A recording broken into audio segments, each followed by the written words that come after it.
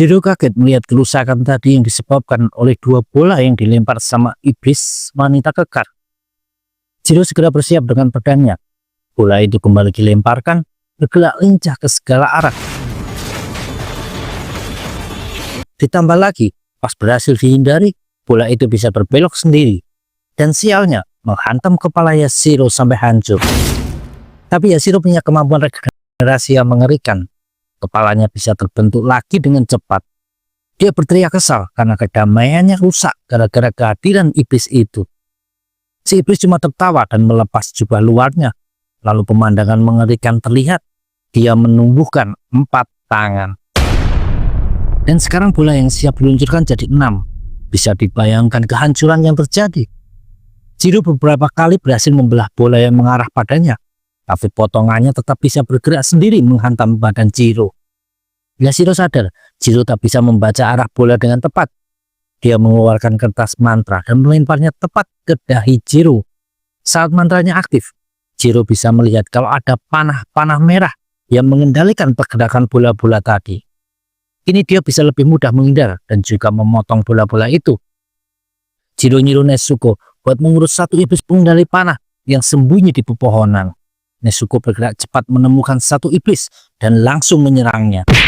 Gara-gara itu fokus jurusnya hilang. Begitupun panah-panah merah yang mengendalikan bola. Jiro maju dan mengeluarkan jurus aliran air. Bergerak cepat dan memotong ke-6 tangan si iblis kekar itu. Mengerikannya, regenerasi si iblis lebih cepat dari Yashiro. 6 lengan tadi tumbuh dalam satu kedipan mata. Tahu-tahu Nezuko melayang jatuh dan menimpa Jiro. Iblis pengendali panah juga ikut turun. Jiro dan Nezuko memutuskan bertukar lawan. Jiro berusaha memotong panah yang dimunculkan, tapi tidak bisa dan malah dia yang terpental jauh.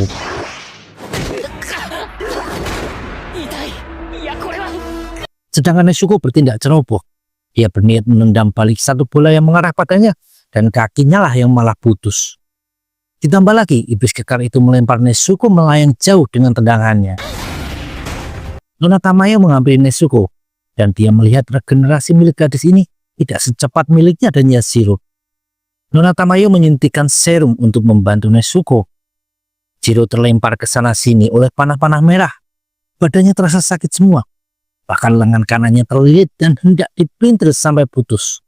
Refleks, Jiro langsung bergerak ke udara dan memutar badannya searah dengan putaran panah. Jiro berpikir kalau meski tidak bisa dihancurkan, tapi panah itu bisa diarahkan. Dia mengeluarkan jurus gulungan air. Panah-panah merah itu berputar searah dengan gerakan pedang Jiro. Lalu bocah itu maju dengan cepat menebas si iblis. Meski sudah terpotong, tapi kepala dan tangan si iblis masih bisa bergerak. Tahu-tahu banyak panah menancap di badan Jiro dan kembali bikin bocah itu melayang. Jiro merasakan kekuatan serangan ini lebih kuat dari sebelumnya. Dia menggunakan jurusnya buat menghancurkan tembok sebelum badannya terbentur. Tapi belum selesai, kembali badannya bergerak cepat. Dia dilempar ke segala arah. Jiro harus terus-menerus menggunakan jurusnya buat mengimbangi gerakan panah itu dan juga mengurangi efek benturannya. Begitu kepala dan badan si iblis terbakar habis, barulah Jiro berhenti melayang dan jatuh ke tanah. Badannya terasa sakit sekali gara-gara mengeluarkan jurus beruntun dalam waktu singkat. Sedangkan Yashiro masih sibuk menghindari bola-bola yang dilempar ke arahnya. Satu bola melesat cepat ke arah muka Yashiro. Tahu-tahu Nezuko melompat dan menepis bola itu dari samping. Si iblis kekar belum berhenti, kembali melempar bola-bolanya ke arah Nezuko dan Yashiro. Tapi kali ini, Nezuko bisa mementalkan balik bola itu dengan sempurna. Lalu keduanya malah beradu kekuatan tendangan, saling menendang balik bola yang melesat cepat. Yashiro mengira itu efek dari serum Nona Tamayo, tapi wanita itu bilang bukan. Yang ditunjukkan Nezuko adalah kekuatan dia yang sebenarnya. Secara tenaga, bisa seimbang lawan si iblis kekar. Namun Nona Tamayo juga sadar kalau musuh mengeluarkan semua kekuatannya, Nezuko bisa saja kalah. Dia memutuskan buat ikut bertarung. Nona Tamayo maju, dan dia membuat darahnya sendiri mengucur, dan terlihat kabut tipis merah perlahan muncul dan semakin tebal. Kabut itu berefek kayak serum kebenaran, bikin orang yang terkena jadi lemah dan tidak bisa bohong. Nona Tamayo bertanya tentang kibut suci. Tak bisa ditahan, si iblis kekar bercerita. Tapi itulah tujuan Nona Tamayo. Dia tahu ada kutukan yang tertanam di badan setiap pengikut Kibutsuji. Saat anak buahnya buka mulut tentang dirinya, disitulah kutukan Kibutsuji aktif. 3 lengan besar tumbuh dari mulut dan perut si iblis kekar, mengoyak organ dalamnya. Segitu kuatnya kutukan itu sampai bisa menghancurkan sel-sel iblis, seperti efek sinar matahari dan juga pedang penebas iblis. Nona Tamayo ngomong kalau 2 musuh ini bukanlah anggota 12 iblis bulan, karena setiap iblis yang termasuk di dalamnya punya nomor yang ditulis pada bola mata mereka. Setelah beristirahat, Jiro dan Nezuko pamit buat pulang. Nezuko memeluk Tamayo dan Yajiro dengan erat. Jiro ngomong sepertinya Nezuko menganggap Nona Tamayo mirip mendiang ibu mereka, dan Yajiro mirip adik mereka. Seperti sebelumnya, burung gagak kembali menghampiri Jiro dan ngomong kalau misinya belum selesai gara-gara urusan sama Nona Tamayo kemarin. Di tengah jalan, Jiro malah ketemu seorang gadis yang berteriak histeris karena ada seorang pemuda yang memohon untuk menikahinya.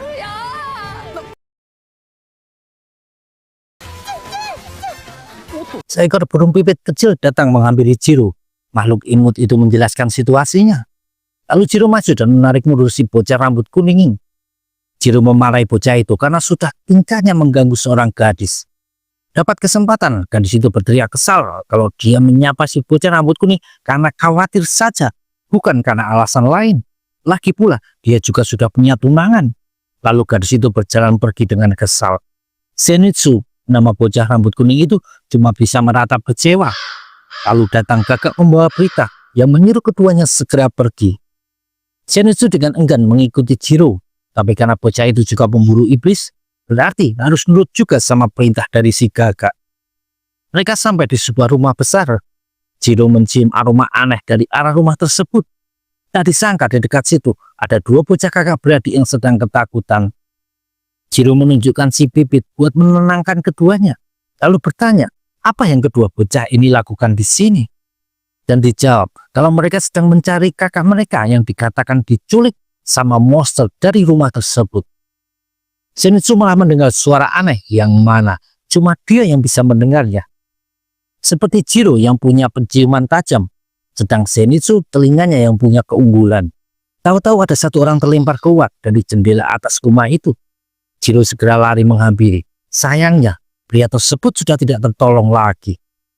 Jiro menitipkan kotak kayunya pada 2 bocah tadi dan bilang kalau itu benda yang berharga baginya. Dan lagi bisa melindungi keduanya di saat berbahaya. Lalu Jiro mengajak Zenitsu masuk ke rumah di depan mereka ini. Tapi 2 bocah tadi malah ikutan masuk. Mereka ingin ikut mencari si kakak. Zenitsu lagi-lagi ketakutan mendengar suara yang aneh dan mengerikan. Tanpa sengaja mendorong Jiro dan bocah perempuan ke satu ruangan. Anehnya, tahu-tahu ruangannya berganti seolah mereka teleport begitu saja. Jiro menenangkan bocah perempuan itu dan bilang semua akan baik-baik saja. Tahu-tahu datang satu sosok iblis. Jiro tahu lawan kali ini cukup kuat. Di tempat lain, Zenitsu terus berteriak ketakutan karena tiba-tiba Jiro menghilang dari hadapannya. Dia mencari ke setiap ruangan yang ada. Tiba-tiba ketemu sosok manusia berkepala babi hutan yang sebenarnya cuma topeng kepala babi. Tapi bikin Zenitsu hampir jantungan. Si kepala babi itu melesat cepat tapi tidak menyerang, melainkan berlari entah kemana. Jiro sendiri sedang siap bertarung. Dia nyuruh si bocah kecil buat nyari tempat sembunyi. Jiro inisiatif menyerang duluan. Gerakannya cukup cepat. Iblis itu menepuk gendang yang menempel di badannya. Dan tahu-tahu ruangan itu berputar. Jiro jadi bisa berdiri di tembok, sedangkan si iblis itu tetap di posisinya. Seolah gravitasi di dalam ruangan sudah diubah. Di luar ruangan, si topeng babi ambil ancang-ancang dan langsung menerobos masuk. Gendang kembali dibunyikan dan ruangan kembali berputar, bikin 3 orang di dalamnya harus meloncat menyesuaikan posisi. Si topeng babi malah seenaknya menginjak badan gadis kecil itu agar tidak berguling. Jiro segera menghampiri dan melempar badan si topeng babi yang kaget dengan kekuatan Jiro barusan. Si topeng babi itu malah mau mengincar Jiro. Pas tahu-tahu gendang berbunyi. tapi tidak memutar ruangan, melainkan serangan yang bikin lantai tataminya terkoyak seperti kena cakar besar. Dilanjut suara kendang berturut-turut yang bikin ruangan berputar. Tapi anehnya, di saat tidak terdengar bunyi kendang, Jiro malah berpindah tempat lagi kayak sebelumnya. Dia lalu menelusuri lorong, dan sampai di suatu ruangan berisi satu bocah laki-laki memegang kendang yang mirip sama milik si iblis tadi. Di tempat lain, Zenitsu masih ketakutan, mencari entah Jiro atau mencari jalan keluar, yang manapun lebih baik baginya. Tahu-tahu muncul satu iblis yang merangkak mendekat. Zenitsu menarik bocah yang bersamanya itu buat lari kabur. Mereka melompat dan masuk ke dalam satu ruangan kosong. Tapi di situ mereka malah terpojok sama iblis yang mengejar mereka. Zenitsu sampai pingsan pas melihat lebih jelas wujud si iblis, yang langsung menjulurkan lidahnya jadi panjang mirip kayak katak yang hendak menangkap serangga. Tahu-tahu lidah itu terpotong dengan satu gerakan tak terlihat. Zenitsu berdiri, auranya terlihat berbeda dari sebelumnya. Bocah rambut kuning itu ambil ancang-ancang sambil bersiap menarik keluar nacirinnya.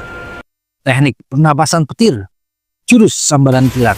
Zenitsu melesat cepat sekali dan memenggal kepala si iblis.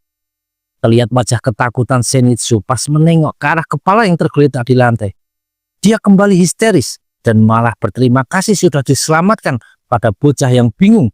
Karena Zenitsu kayak punya dua kepribadian. Di lorong rumah, si topeng babi masih berlarian dengan kesal karena dia terus saja dipindah ke ruangan lain. Tahu-tahu muncul satu iblis gendut, berbeda sama yang pakai kendang tadi. Tidak mau lama-lama, teknik pernapasan hewan buas, dan langsung menebas putus dua tangan si iblis gendut itu. Disusul serangan penghabisan yang tidak ngasih kesempatan lawan buat menyerang balik. Di tempat lain, ada Kyogai, si iblis kendang yang ternyata mantan anggota 12 iblis bulan.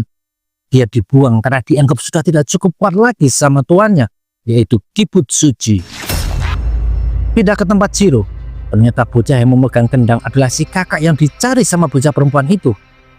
Jiro mengeluarkan obat salep buat si bocah, lalu dikatakan kalau dirinya diculik dan tidak dimakan sama iblis. Tapi para iblis di situ malah berebut sampai bertarung sendiri. Salah satu kendang copot dan bocah itu segera mengambilnya. Pas dibunyikan, sosok-sosok iblis itu menghilang seolah dipindahkan ke tempat lain. Itulah bagaimana dia bertahan hidup selama beberapa hari ini. Setiap ada yang muncul, bocah itu langsung membunyikan kendang tadi. Tahu-tahu muncul si kakak berisik yang jelasin kalau bocah ini adalah darah langka yang jadi incaran para iblis. Dikatakan satu bocah ini setara sama 100 manusia lain. Makanya jadi rebutan para iblis buat meningkatkan kekuatan. Jiro mencium aroma si iblis kendang. Dia bilang agar kakak beradik ini tetap di ruangan. Dan kalau yang muncul selain dirinya, Jiro nyuruh buat membunyikan kendangnya. Dia berjanji setelah mengalahkan iblis itu, dirinya pasti akan kembali menjemput keduanya. Terlihat Kyogai di kejauhan. Jiro segera berlari keluar dan menyuruh kendangnya ditepuk. Untuk sementara kedua bocah tadi aman. Jiro bersiap buat melawan si iblis di hadapannya ini. Seperti sebelumnya, Kyogai terus membunyikan kendangnya, bikin Jiro terus berputar mengikuti perubahan ruangan.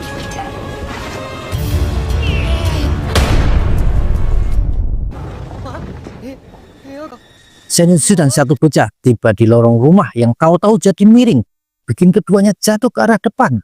Setiap pintu yang akan ditabrak terus terbuka, sampai satu pintu terlihat terang, dan Zenitsu terlempar keluar rumah. Sedangkan di bagian dalam, Jiro masih terus diserang dengan teknik aneh milik Kyogai. Dia berpikir tidak akan selamat kalau cuma bertahan saja. Lalu Jiro menggunakan teknik pernapasan airnya dan mengeluarkan jurus gelombang air yang berputar mengikuti arah pergerakan ruangan, bikin dia bisa mendekat dengan cepat dan akhirnya berhasil menghabisi Kyogai. Tapi dia segera mengerang kesakitan sambil memegang dadanya. Luka pertarungan di rumah Nona Tamayo masih belum sembuh sepenuhnya. Tak berapa lama Jiro kembali ke ruangan tempat dua kakak beradik masih ada di situ. Jiro mengajak keduanya pergi, dan kali ini pintu keluarnya dengan mudah ditemukan. Tapi pas di luar, malah ada Zenitsu yang sedang diajar sama si topeng babi karena melindungi kotak Nezuko. Zenitsu lega melihat Jiro dan bilang kalau kotaknya aman. Rupanya tadi si topeng babi juga keluar setelah Zenitsu. Dia merasakan hawa iblis dari kotak kayu Nezuko dan berniat menyerangnya. Zenitsu ingat kalau Jiro pernah bilang kotak itu lebih berharga dari nyawanya sendiri. Dia langsung meraih dan melindungi benda itu. Tapi si topeng babi tidak terima dan terus mengajar Zenitsu agar melepaskan kotak kayu tersebut. Jiro melotot marah dan melesat cepat. Tinjunya mengepal kuat dan menghantam badan si topeng babi. Terdengar suara tulang retak akibat benturan barusan. Si topeng babi terpental dan tergeletak di tanah. Jiro berteriak marah. Bagaimana bisa pemburu iblis menganiaya rekannya sendiri? Jadi Jiro sudah tahu kalau si topeng babi sama-sama pemburu iblis juga. Dilihat dari celana dan juga natsirinya. Si topeng babi bangkit dan malah bilang kalau akan meladeni Jiro dengan tangan kosong. Dia mulai maju, menyerang dengan brutal. Jiro berusaha menenangkannya sambil menghindari serangan-serangan berbahaya. Satu gerakan aneh berhasil membuat Jiro jatuh ke tanah. Topeng babi itu teriak kalau dia akan mengalahkan Jiro. Bocah itu jadi ikut kesal dan segera melompat, memegang dua pundak si topeng babi, lalu mengangkat kepalanya dan membenturkannya ke topeng babi di hadapannya itu. Lawan Jiro terdorong mundur beberapa langkah, dan topeng babinya terlepas, menunjukkan muka bocah berambut biru dengan bulu mata lentik. Bocah itu berteriak kalau namanya Inosuke dan akan jadi orang yang mengalahkan Jiro. Tapi tahu-tahu bola mata Inosuke berputar dan dia jatuh pingsan. Beberapa saat kemudian Inosuke terbangun dan langsung meloncat histeris. Dia bingung melihat Jiro dan yang lainnya sedang berkumpul di depan gundukan lama. Rupanya korban iblis tadi sudah ada banyak. Makanya Jiro dan Zenitsu mengevakuasi semua jenazah yang ada dan memakamkan mereka semua. Sampai maghrib menjelang, baru mereka selesai mengurus semua jenazah itu. Si gagak cerewet datang lagi dan menyuruh ketika pemburu iblis di turun gunung. Gunung hitam itu ngasih satu bungkusan berisi bunga wisteria ke bocah berjubah oranye. Jiro bilang bunga wisteria berwarna ungu itu dibenci para iblis dan bisa bikin si bocah aman dari incaran.